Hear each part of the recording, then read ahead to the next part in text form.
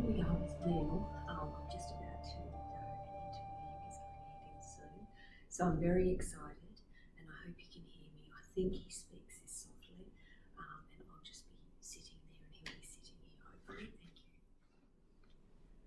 Thank you. Okay, thank you Neale.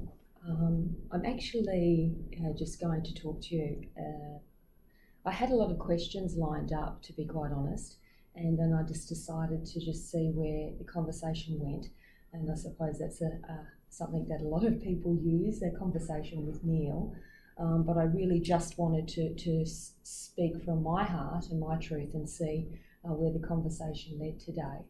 You're coming to Australia in November, which I'm so very excited about. For those people that may be watching this video and don't know who Neale Donald Walsch is, can I ask you that question? Who is Neale Donald Walsch? I'm simply a regular person who had a very normal experience, but who apparently the world has decided is unusual and has had an unusual experience. To me, that feels very sad, because I know that the experience that I have had is an experience that everyone is having. So I'm sad in a way that the world has somehow decided that I'm different. And they've also come to conclusions about me that are simply not true. That somehow I know something they don't know, or have access that they don't have, or that I've turned into some kind of a spiritual teacher, which I don't see myself as being. I'm just a person who had the same experience we're all having.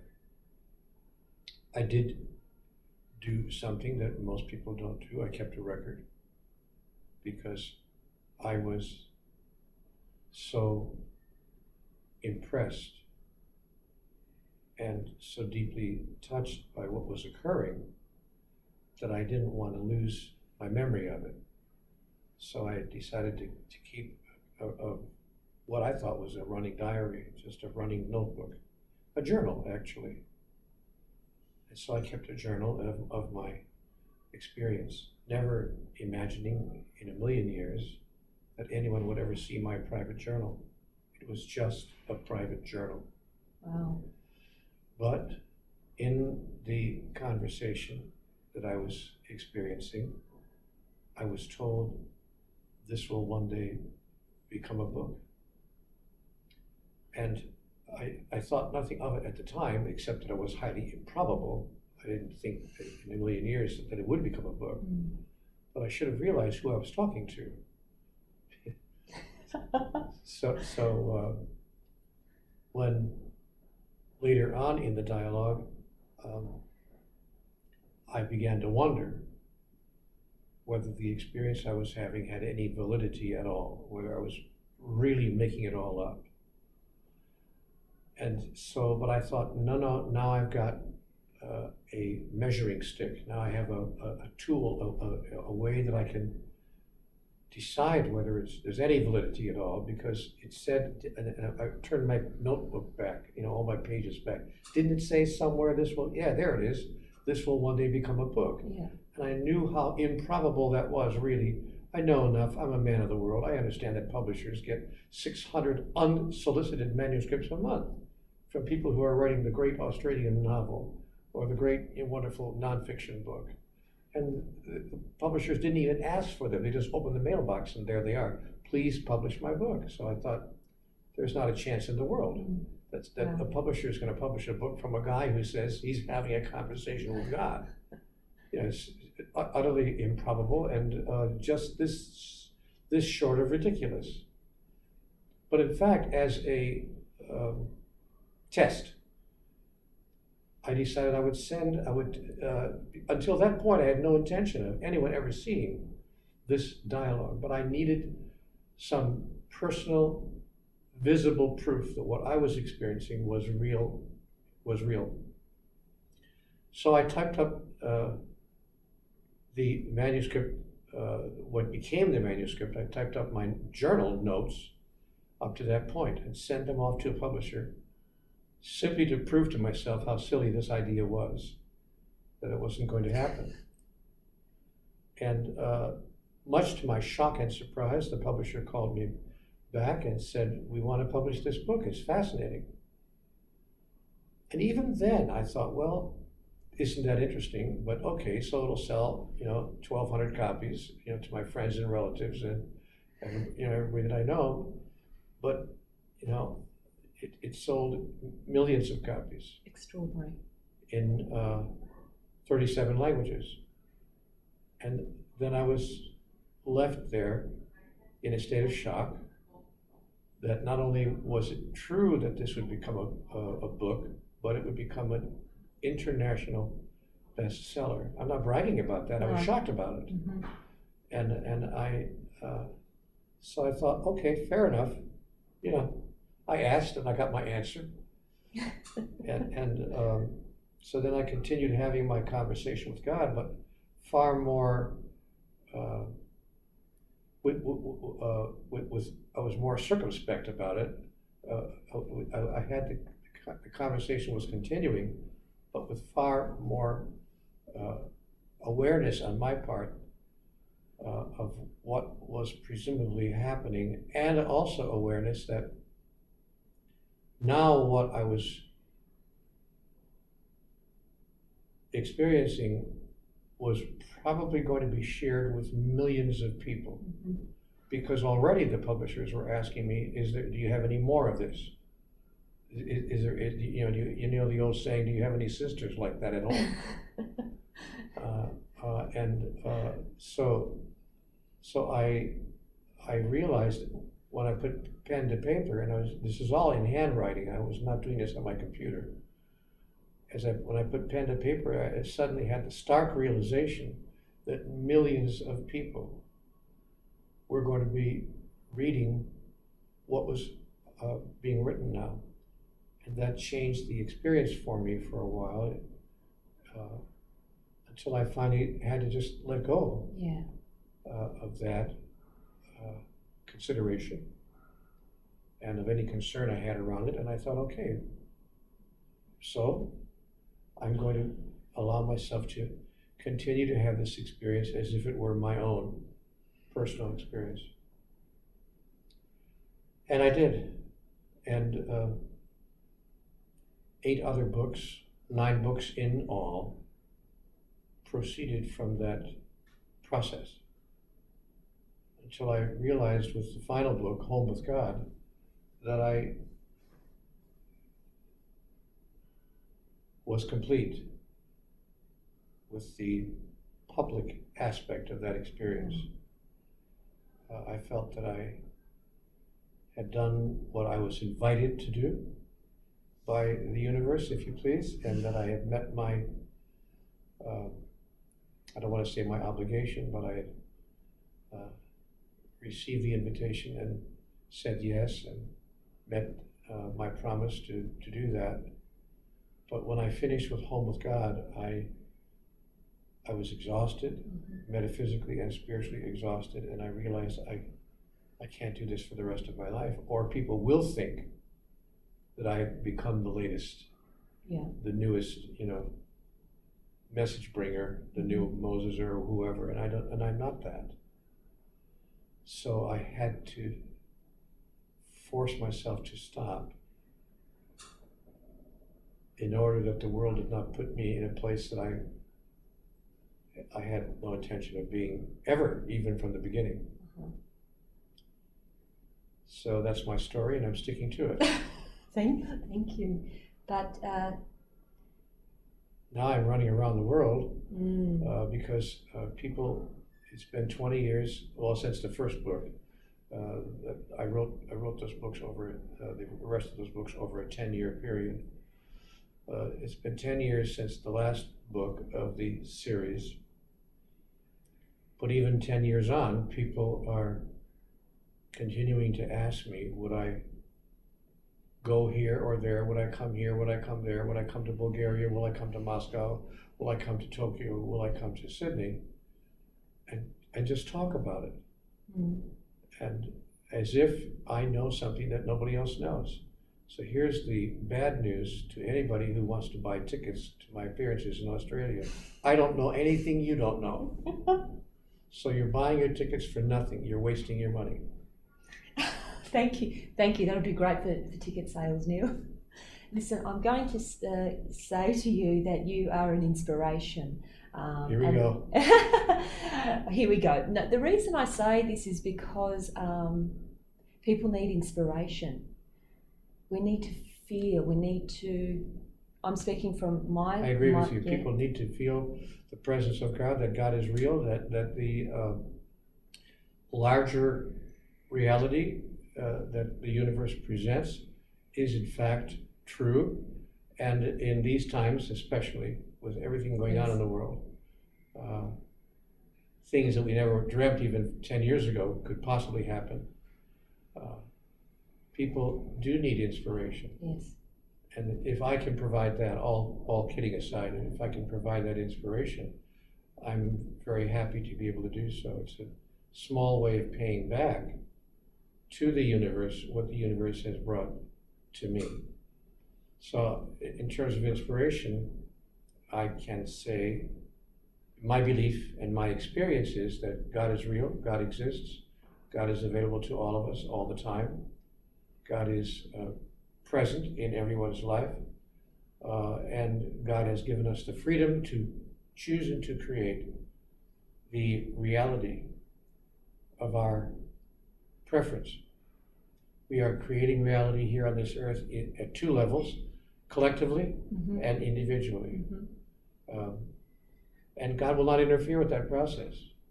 God has no preference in the matter. For one thing, if we think that the Earth is the only planet in the universe, of which there are billions and billions of planets, where there's intelligent life, we are mistaken. Life is going on. There are sentient beings all over the universe. It would be almost absurd to imagine that this is the only speck in the universe with billions of planets where there's intelligent life. It's simply not true.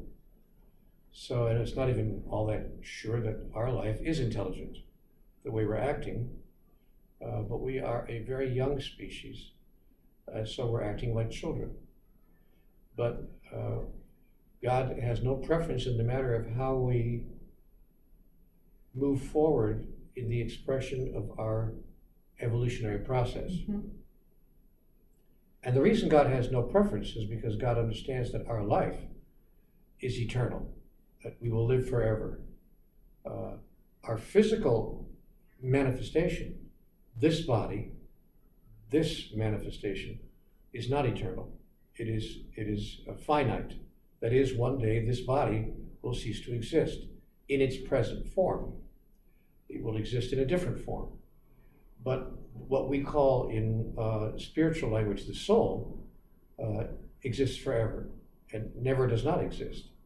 God is aware of that. Therefore, God doesn't have a preference in how we spend one of our 7,000 lifetimes. Yes. If you want to destroy the earth, there are billions of planets. I give you leave to destroy the earth. If destroying the earth is what pleases you, you may decide later that it wasn't such a good idea.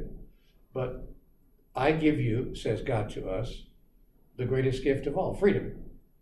I want to give you freedom to create what you wish to create, and if you choose to destroy what you wish to destroy, as part of a larger process of the evolution of the soul, so that you can ultimately choose to express and experience the totality of who you are. That is, you can choose to express and experience your own divinity. And God says to us, if I am to allow you to express your own divinity, then I must allow you to act as God would act, which means you have the ability and the power to create or uncreate any expression that you choose. So God's greatest gift to us is our freedom, and how we use it is up to us. On this planet, we are currently not using it very wisely.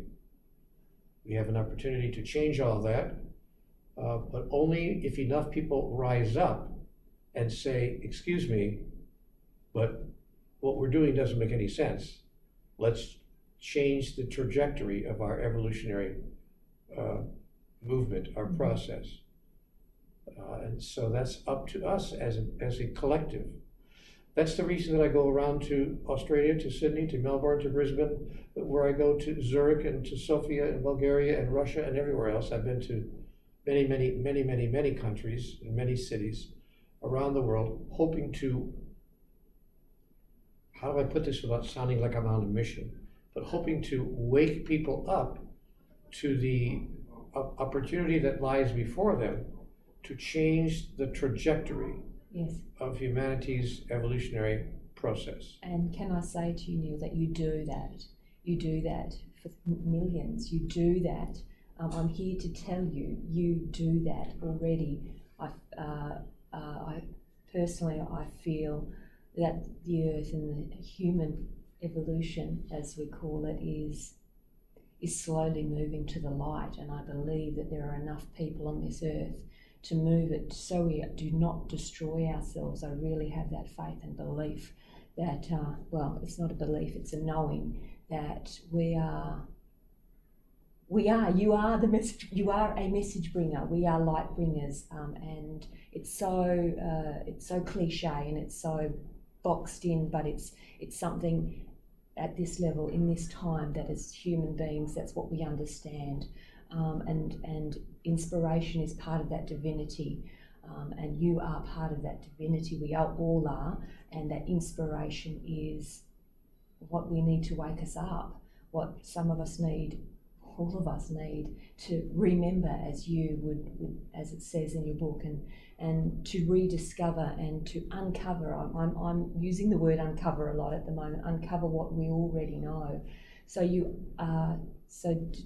So the hope that you have is not a hope, it's the truth. To me it is anyway. That's why I asked you to come to Australia, because you are the truth that people need to hear and see, to rediscover and uncover what it is within them. Well, thank you for saying that, and I hope that's true for many people. And you know, my life's desire would be simply to perhaps act as an imperfect model, but a model nonetheless, an imperfect messenger, an imperfect model, but at least to hold out the opportunity, hold out the invitation to other people that all of us can act as messengers. Mm-hmm.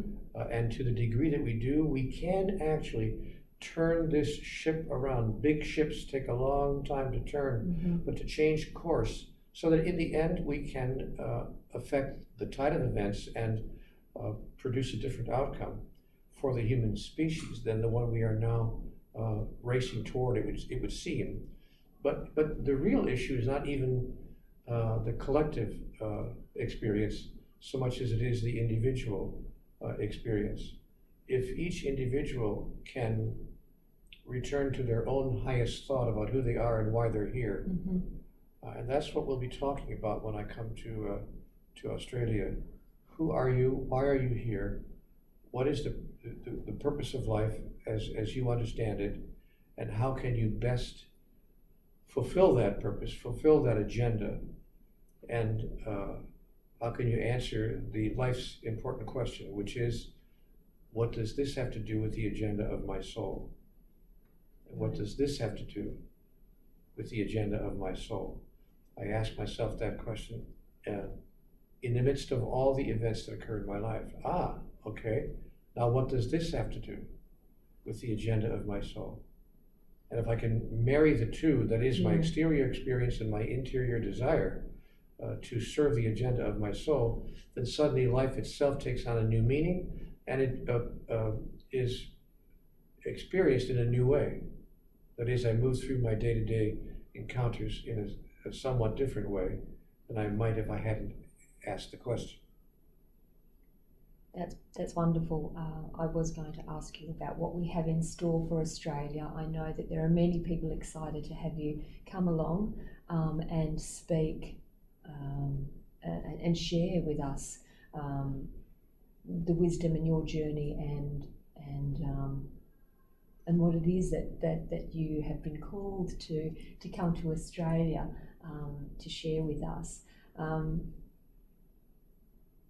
I'd like to ask about religion and God. To me, myself growing up as a Catholic, I am not religious anymore, but I am encountering a few people as I talk about, or I know I have the cross on. Is that what you're looking at? Yes.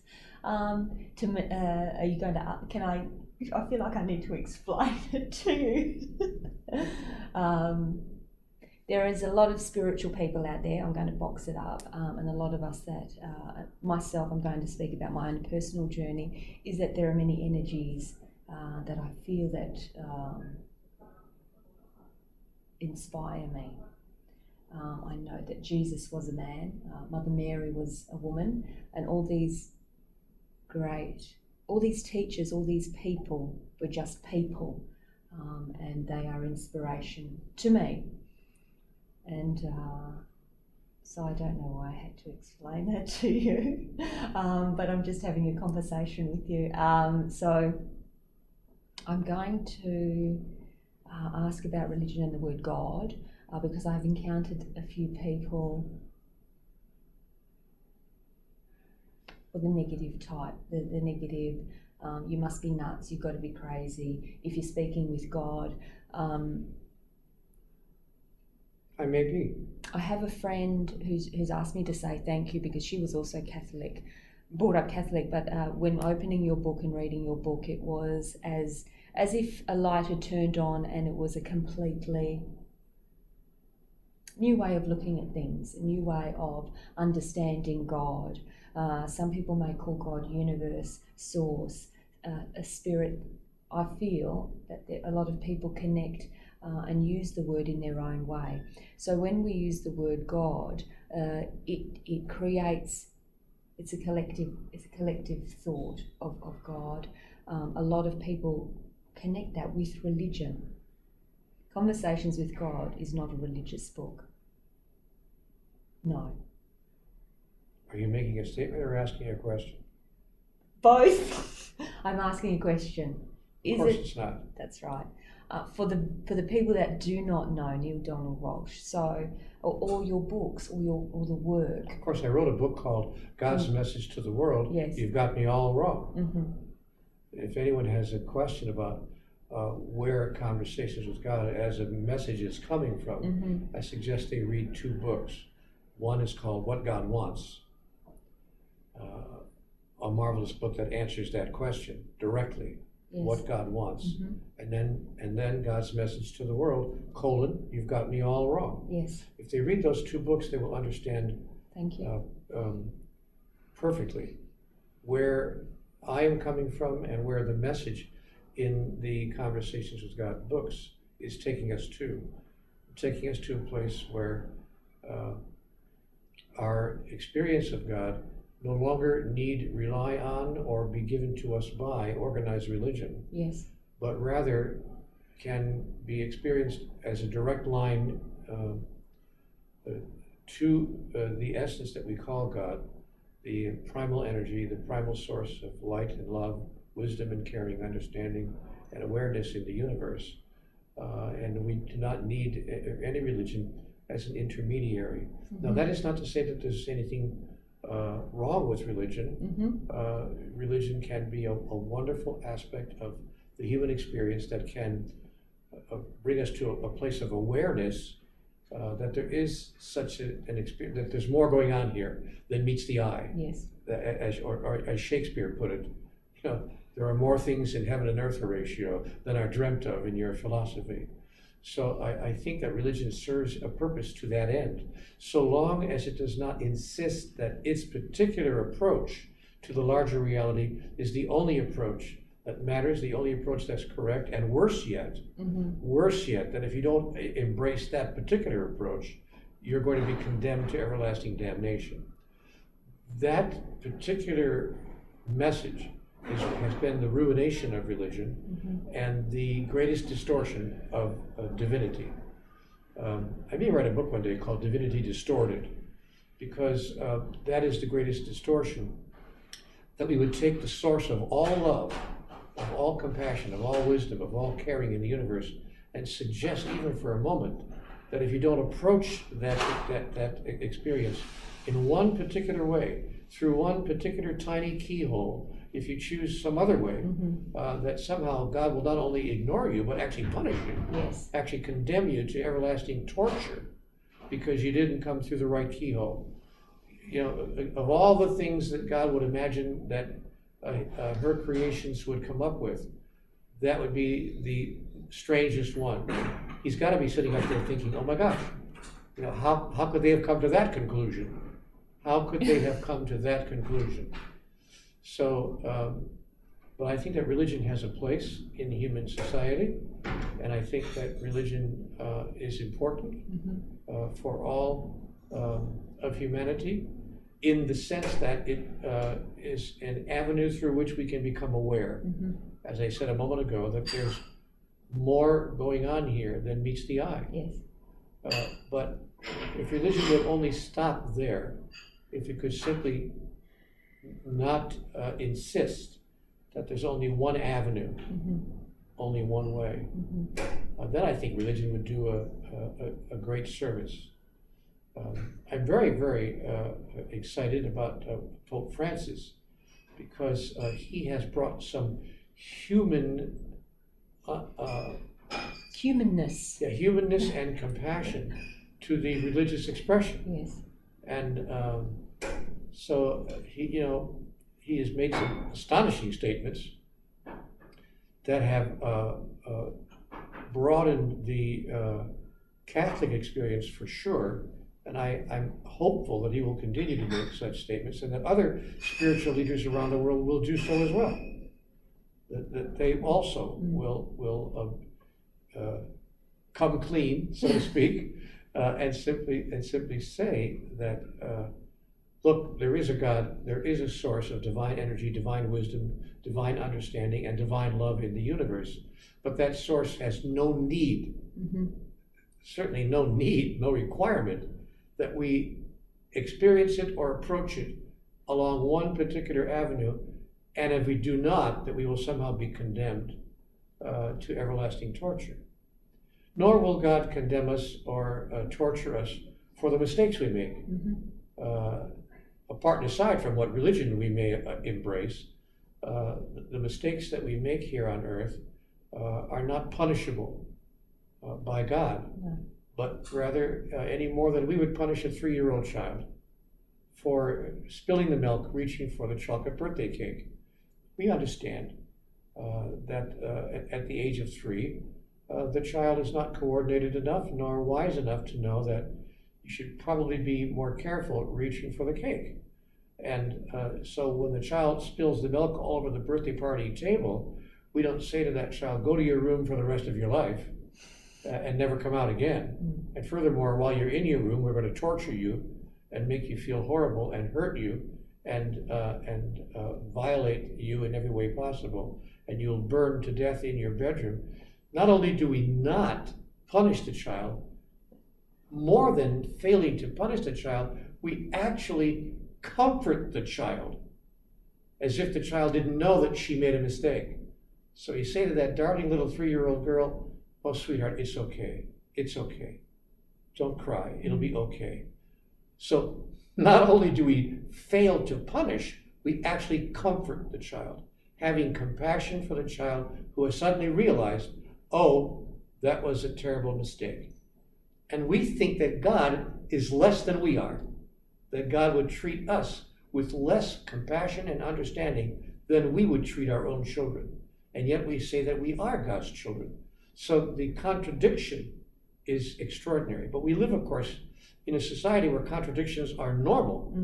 For instance, in the United States, we actually kill people. That is, the government kills people deliberately as a means of telling people that killing people deliberately is not okay. It's called the death penalty. And so we murder people by government authority to tell people not to murder people. And we fail to see the contradiction. We say, oh, no, that makes perfect sense to us. After all, we're American. So that makes perfect sense. I'm from Texas. And in Texas, Wow. you know, I'm not really from Texas. Yeah. But, you know, so we have this idea, we have this idea that it's perfectly okay to kill people in order to stop people from killing people. Yeah. There's wisdom. Now that's wisdom. So, you know, we live in this extraordinary place where we don't even see our own contradictions. And it's if humanity is going to change the direction and the course of its trajectory, we're going to have to do a little bit of growing up. Yeah. And I'm hoping that Conversations with God will help people to grow up spiritually sufficiently to at least ask a question. You know, I don't expect everyone to suddenly understand everything overnight. I don't understand everything overnight. No. But at least I've come to the place where I can ask one question. And I challenge all the world's people in Australia and everywhere else around the globe to simply ask one question. Is it possible, just possible, that there's something we don't fully understand here about God and about life, the understanding of which would change everything? Or must we insist? No, we understand everything there is to understand. It's right here in the book. Well, not that book, this book. Well, not that book, this book. Wait a minute, not that book, this book. There are over 250 holy scriptures on the planet. Which one to believe? Which one is the holy scripture? So we have a long way to go, and I'm hoping that I can help nudge the process along to get people to say, well, maybe we don't know what the answers are, but we certainly now have at least come to the place where we know what the questions are. Yes, and you do that. I know that I won't keep it too long. I'm doing the whole seminar right here, by the way. That's the entire. There's no reason for me to come to Australia because you've just heard my entire story. I'm going to say thank you. It is. I'll say thank you now. Thank you for your time, Neale, and I really appreciate that. And we look forward to seeing you in Australia. And here's what I want to say, though. Tell me. What will happen at the Australia events? Yes. It won't just be me rattling on and talking on as I've done here. What I really want to do is be in the room with people so I can discuss with them their life challenges, their life moments, and their life events to see how the Conversations with God material can be overlaid on their particular experience in a way that allows them to come to a place of peace and reconciliation with all the events of their life. Because, you know, a spirituality that has no application in practical terms is bankrupt. Yeah. So I intend to take the bankruptcy out of spirituality. So I'm coming to Australia so that I can talk to people one-on-one in the group setting. We will work with people individually in the room with everybody else. Anyone who brings up a challenge, a problem, an issue, a life confrontation that they're having right now with anything at all, they need to know that this material can be applied to their everyday life in a way that renders it functional, otherwise it's bankrupt. So really I'm coming to Australia not to tell my story, but to hear your story, and then to see how the Conversations with God messages can be overlaid upon your story in such a way that your story can suddenly make sense to your soul. Oh, wonderful. I love it. Thank you. That sounds wonderful. That's made me even more excited. And I know that the people in Australia will be so looking forward to seeing you. And I want to say it's time for you to be there. So thank you, Neale, and thank you.